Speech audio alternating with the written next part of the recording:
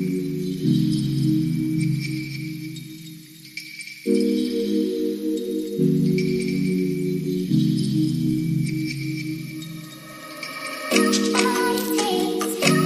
Guys, welcome back to my channel Arushi Saha লাইফস্টাইলে। আশা করছি তোমরা সকলেই খুব ভালো আছো, আমিও খুব ভালো আছি।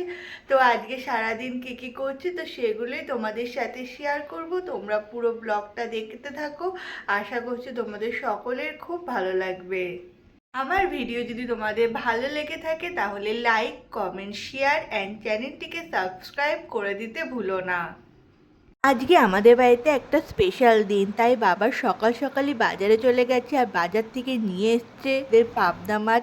আর এখানে মা আলু, পটল, রসুন, আদা, পেঁয়াজ সমস্ত কিছু কেটে জোগাড়যন্ত্র করে নিয়েছে রান্না করার জন্য।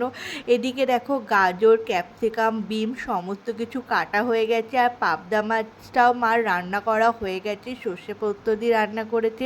এই ভিডিওটা আমার শর্টসে রয়েছে, তোমরা চাইলে দেখে নিতে পারো। আর আজকে যেগুলো বললাম না স্পেশাল ডে, তো সে হচ্ছে আমার ভাইয়ের মানে মামাতো ভাইয়ের জন্মদিন। তো সেই জন্য বাবা বাজার থেকে দেখো একটু সুন্দর কেকও নিয়ে চলে এসেছে। তো আজকে আমাদের বাড়িতে আসবে, সেই জন্যই এত কিছু আয়োজন করা হচ্ছে। তো এখানে মা চিকেন রান্না করতে বসিয়ে দিয়েছে। তো আজকে অনেক কিছু আইটেম করা হবে, যেহেতু বার্থডে বলে কথা। তো বার্থডেতে তো অনেক কিছু আইটেম করে ওকে সাজিয়ে দিতেই হবে। তাই জন্য মা তোড়জোড় করে রান্নাবান্না সকাল থেকেই শুরু করে দিয়েছে, যাতে ও আসার সাথে সাথে ওকে সমস্ত কিছু গুছিয়ে মানে খেতে দিতে পারি আমরা। তাই জন্য আর বাইরে আজকে যে পরিমাণে রৌদ্র উঠেছে মানে আর যে পরিমাণে গরম, তো সত্যি রান্না করতে বিশাল গরম লাগছিল, তাও তো রান্না করতেই হবে বলো। তো আমাদের সমস্ত কিছু রান্নাবান্না হয়ে গেছে, আরও চলেও এসেছে।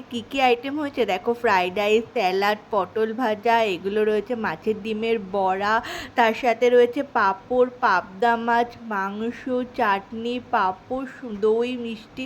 তো সমস্ত কিছু এখানে আইটেমের রয়েছে। তো সমস্ত কিছু ওকে দেওয়া হয়েছে, ও তার সাথে কোল্ড ড্রিঙ্কসও ছিল। তো এখানে খেতে বসে পড়েছে, আরও খেয়ে নিক, তা আমরাও খেয়ে নেবো, কারণ অনেকটাই বেলা হয়ে গেছে যেহেতু রান্না করতে করতে। তো চলো আমরাও খেয়ে নিই। আমাদের সকলেরই খাওয়া দাওয়া হয়ে গেছে, এখন কেক কাটিং করার জন্য সমস্ত কিছু যোগাযন্ত্র করে নিয়েছি, কারণ ও আর রাত্রেবেলা থাকবে না, চলে যাবে। ও কলকাতায় পড়াশোনা করে, ওই জন্য দুপুরবেলাটাই এসেছিলো আমাদের বাড়িতে। তো ওই ফাঁকের মধ্যে আমরা সমস্ত কিছু করে নিয়েছি। আর এখানে ভাই ওর থেকে কয়েক মাসের বড় হয়, তাই জন্য ভাইকে বলা হয়েছে যে তুই ওকে একটু আশীর্বাদ কর। এখানে ভাই ওকে আশীর্বাদ করছে, আর এই নিয়ে ওরা দুজনে মিলে মজা ঠাট্টা করছে, কারণ ওরা সেরকমভাবে মেশে না। তো তো সেটা মানে কখনোই করা হয় না। তো ওই জন্য মানে ওরা দুজনেও মজা করছিল, তো আমারও বেশ মজা লাগছিলো। আর এখানে ভাই পায়েস খাওয়াতে গিয়ে ওর মুখের সামনে নিয়ে গিয়ে আবার সরিয়ে এনেছে। তো এই নিয়ে বেশ মজাই হচ্ছিলো। তারপর ওকে বলা হলো যে যে তুই যেহেতু বড় ওর থেকে হয়, তোর থেকে হয়, তো তুই ওকে প্রণাম কর। তো এখানেও প্রণাম করলো। তারপর এখানে সবাই মিলে আমরা কেক কাটিং করছি। তারপর ভাই চলে গেছে ওর জায়গায়। তো আমি একটু সুন্দর করে সেজেগুজে রেডি হয়ে বেরিয়ে পড়েছি। আমি হাবড়াতে এসেছি, কারণ আমার কিছু দরকার ছিল, তাই জন্য। তো চলে এসেছি হাবড়াতে। আর কেনাকাটি যেগুলো মানে যে সমস্ত কেনাকাটির জন্য হাবড়াতে এসেছিলাম, তো সেগুলো কেনাকাটি করা হয়ে গেছে। এখন স্টেশনের দিকে যাচ্ছি, কারণ ট্রেনে এসেছিলাম অটো করে, তারপর ভাবলাম যে না একটু স্টেশনের দিকে যাই। তো ট্রেনে করেই বাড়ি যাব, তো ওই জন্য ট্রেনের দিকে যাচ্ছি, মানে স্টেশনের দিকে যাচ্ছি। যেতে যেতে একটু নিজের মুখটাও দেখে নিলাম। আর যে পরিমাণে গরম পড়েছে, মানে রাস্তা দিয়ে হাঁটবো কি, মানে ঘেমেই যাচ্ছি, এত গরম। তারপরে একটু খিদাও পেয়েছিল, তাই মিয়া আমরে চলে গেছিলাম খাবার খেতে। তো সেখান থেকে সুন্দর একটা খাবার এখানে নিয়ে নিয়েছি। আর এই দোকানটা এত পরিমাণে ভিড় হয় দেখো, প্রচুর লোকজন, প্রচুর ভিড়। আর আমার সাথে একটা দিদি গেছিলো, তো সে বলল যে এখান থেকে কিছু কাপ কিনবে। তো সেই জন্য ওর সাথে চলে গেছিলাম কাপের দোকানে। তো কাপ টাপ আমাদের কেনা কমপ্লিট হয়ে গেছে।